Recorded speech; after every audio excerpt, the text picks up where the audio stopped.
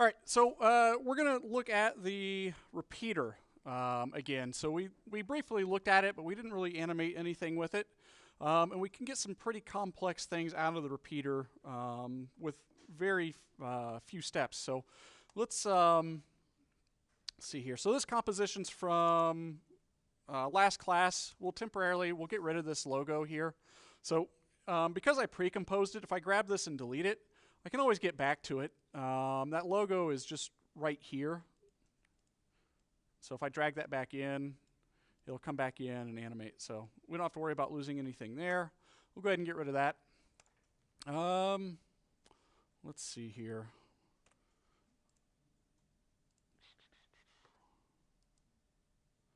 And let me get rid of some stuff on this. Okay. So I'm going to start by creating a shape layer like we've been working with. So let's go to Layer, New, Shape Layer.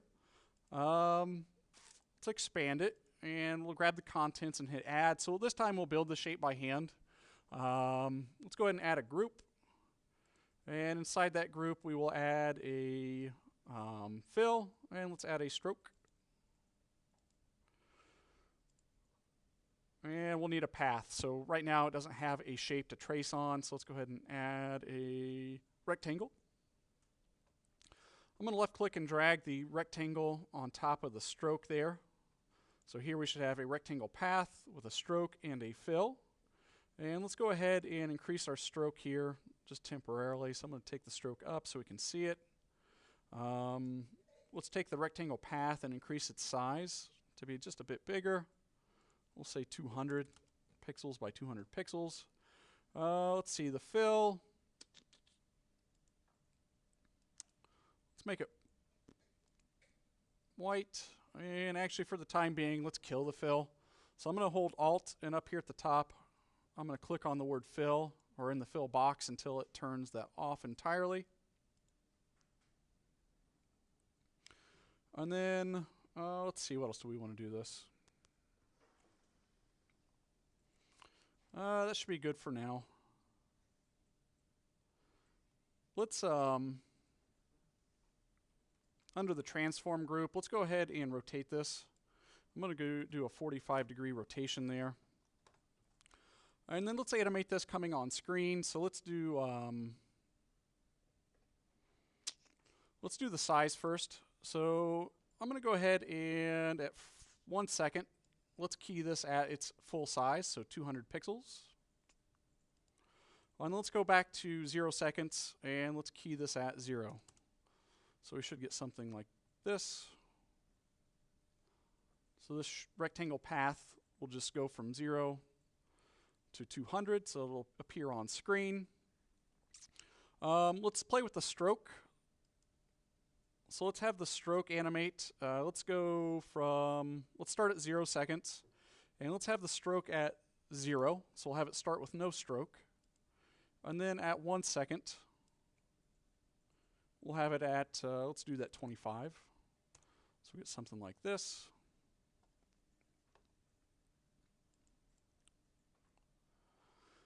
Let's animate the position in the transform group. So make sure you're doing this in the transform group, not just the regular transform. So let's twirl down the transform group. And let's see, position. Let's have it start at 0. And then at 1 second, let's have it translate up. So I'm going to grab it's probably going to be, the Y.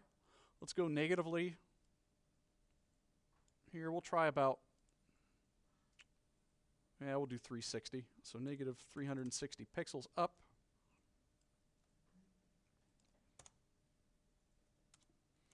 I'm going to change this a little bit. So for my rectangle path size, that last key, I'm going to double click. Let's actually make this, let's do 150 or maybe 100 actually.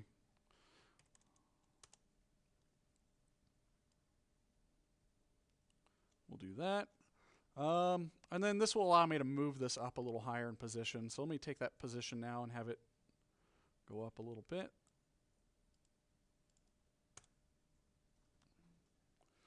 And then, what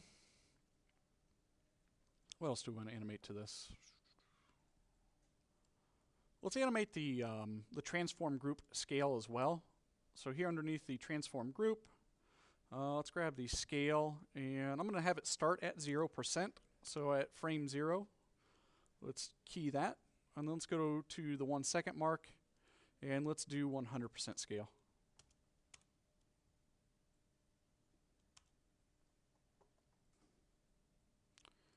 And actually, I think it'd be maybe a little more interesting to have, let's flip the stroke. So we'll have it scale up and then disappear. So all we're going to do here with the stroke is we'll have it end at 0 and start at 25. So let's double click on that starting position. And let's do 25 instead. And then on this end position, we'll do 0. So now I have this element that appears on screen, it animates up, and then sort of dissipates.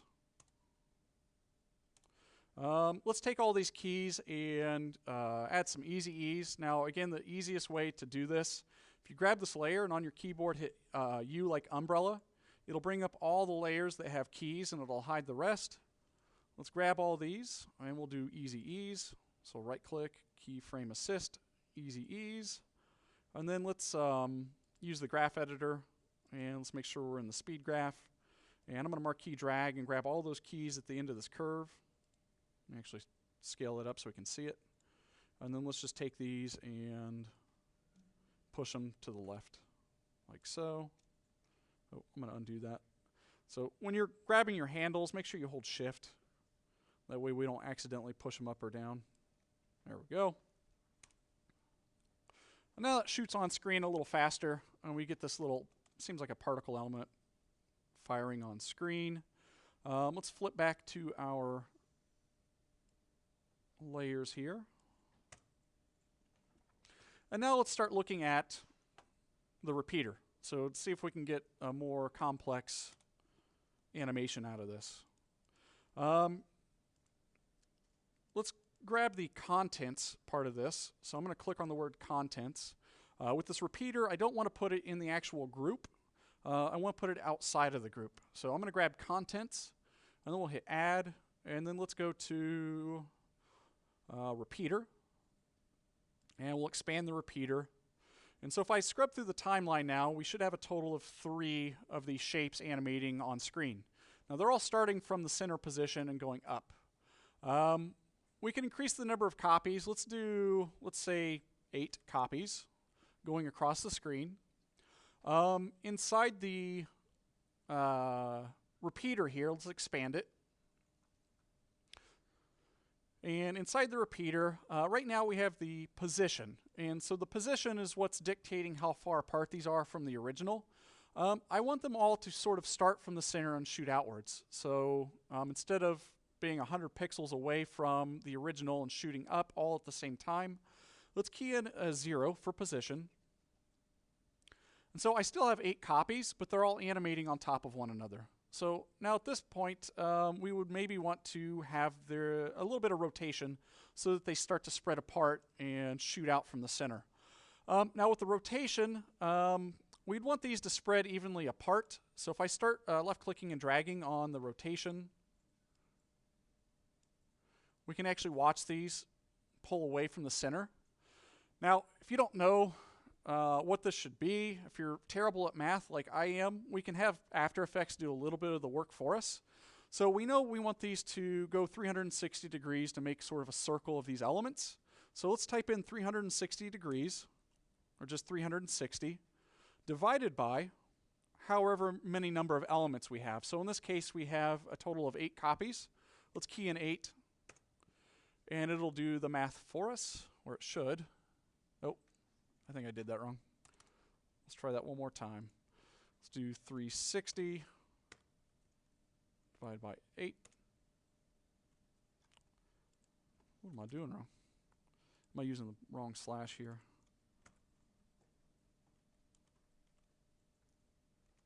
There we go. Okay, I was using backslash instead of forward slash. So just make sure you use the slash key to the left of shift. But anyhow, once you type in 360/8 and hit enter, it'll do the calculation for you. So 8 into 360 is going to be 45. It'll divide these evenly, 45 degrees, and now they'll all start at the center and shoot outwards.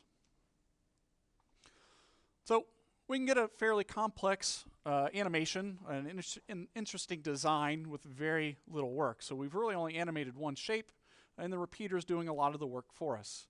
Let's see if we can do something else with this. So I'm going to take this layer and duplicate it. So we'll hit Control D. Let's scoot it down out of the way. So let's have it start at somewhere after 1 second. And I'm going to scrub through this until I can see those elements on screen. And then let's play with these a little bit. So under Contents, let's start messing around with the group. Let's see. One thing we could do is let's turn the fill back on. Oof, I don't know why I made a gradient fill. Let's delete that. I'm going to click the group node and let's go Add Fill. And then let's give these a solid white color here. And then for its repeater, we could come in and give it 16 copies. And then we're going to need to recalculate the math on this. So let's open up the transform repeater. And let's see, let's take 360 degrees divided by whatever we put in. So let's say 16.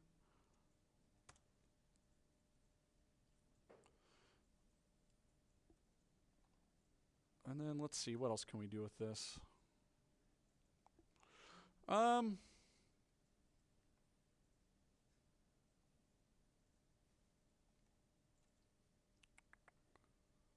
Let's do, so these just continuously scale up, and then they're still visible. So let's take the path and let's have it go from 100 to 0 instead. So we're going to flip the size for our rectangle path. Now I'm just going to double click on this first key here for size. Let's do 100. And then let's double click on this last one and key in 0. And we'll see what that does. So we get an entirely different effect, again with 2 changes. Let's see what happens if we take this same attribute here, or the same group, and let's collapse this.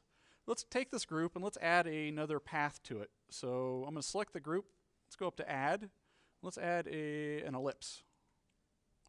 And then let's come into this path shape here and let's reduce its size and let's play with its position. And so because these are all contained within the same group, both of these paths, the rectangle and the ellipse, take on the same fill, they take on the same stroke, and any of the attributes that come out of this transform group. So everything the rectangle is doing, basically, the ellipse also has to do. And let's offset the size a little bit. So if we want these to look like they're trailing behind the rectangles, and let's see what that does. And so these, we would also want to key their size. So let's key the ellipse at, let's also do 0. Let's go forward. And let's do 100.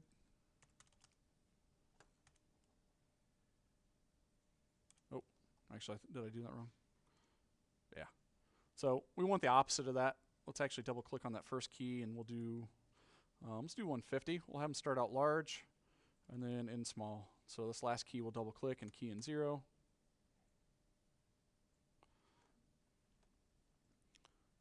And then let's grab this layer, hit U, grab all these keys and make sure they have easy ease on them. And let's do keyframe assist, or not keyframe assist, the speed graph here. Let's rescale it. Let's marquee drag and get all the tangents over here. Left click and drag. Let's yank them over here. And so you could keep stacking up these effects. We can maybe even have these animate further off screen. So let's do that even. Let's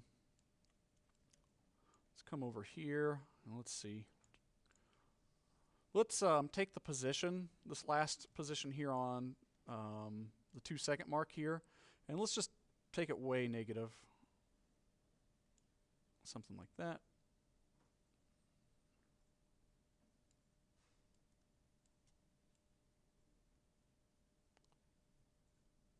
Oof, I don't like that.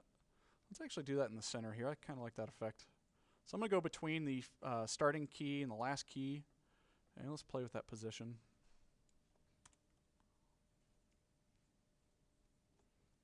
So a lot of different things we could play with, we could add to this to keep building on this. Let's go ahead and collapse that and see if we can do one more. So I'm going to take this original one we made, let's duplicate it and drag it on top. And I'm going to bring it forward until it's after the animation on the second one ends. Let's hit U to bring this up and see what we can do to this one. I still want a solid fill on this, so let's expand it. And let's collapse these properties so that we just see the group. And again, this one still has that gradient fill that I didn't want. Let's click on the group. Let's hit add, and let's add a fill. We'll make this fill white again, and let's see. We could probably even get rid of the stroke. So I'm just going to take that stroke and delete it.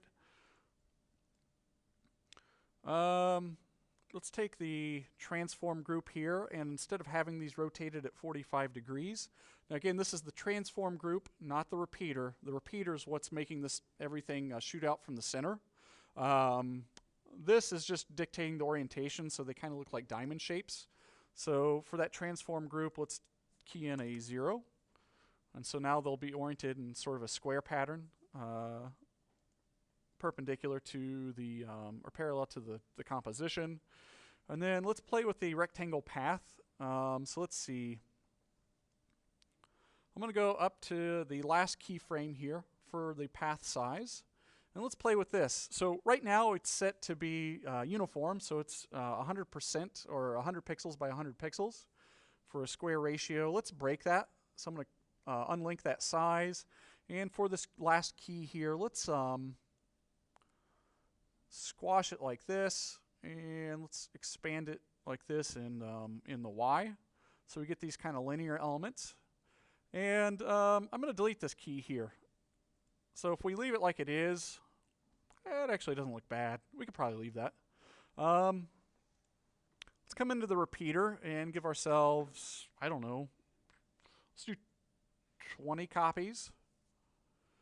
And then in the transform here for the repeater, let's do the rotation. So this is where we need to do that math. Let's do 360 divided by 20. And then let's animate the position for this one as well. Let's see, that's under the transform group. And let's have the animation here for this animate off screen. So I'm going to keep dragging on this until these are completely off the screen. And then let's see what that looks like.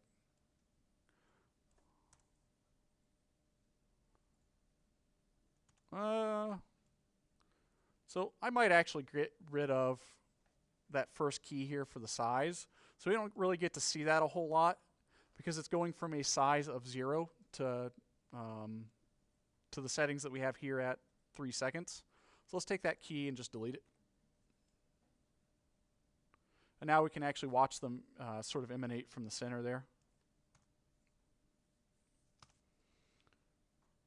And then let's see if we can, we'll see what this looks like where they just play in succession.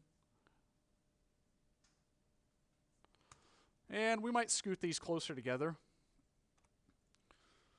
So let's shift select all three and hit U to bring these up. And let's see, let's have this one start. Oh, let's leave the first one alone, but let's grab the last two. Scoot this down so it starts partway through. Maybe not that far.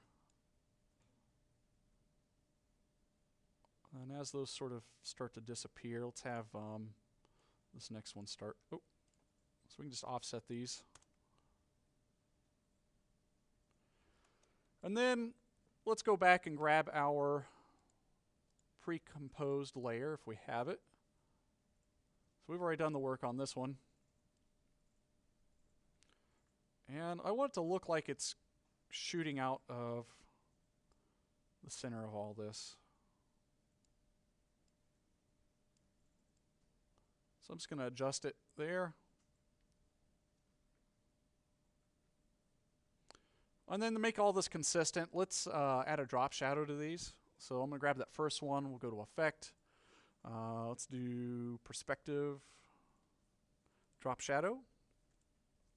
Now, if you don't have the effects controls up here, if you don't see them, select the layer that has the effect you applied to it. And then if you go to Window, towards the bottom, maybe about 3/4 of the way down, you'll see an option for Effects Controls, and then it's going to have the title of the layer you have selected. If you click that, it'll show up. And then for this one, let's do a distance of 15. That's good. Let's see if we can duplicate this. So I'm going to click on the drop shadow here from the effects panel. I'll do a Control-C to copy. Let's select the next layer underneath it. And with this selected, do Control-V. Let's try that again. Control-C. Control-V. There it goes. So now we can just paste this on without having to recreate it.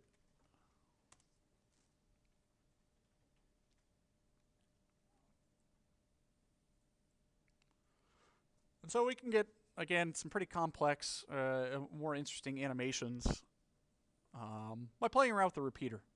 So I'm going to stop here, and I'd like you guys to play around with the repeater for probably the next 10 minutes or so.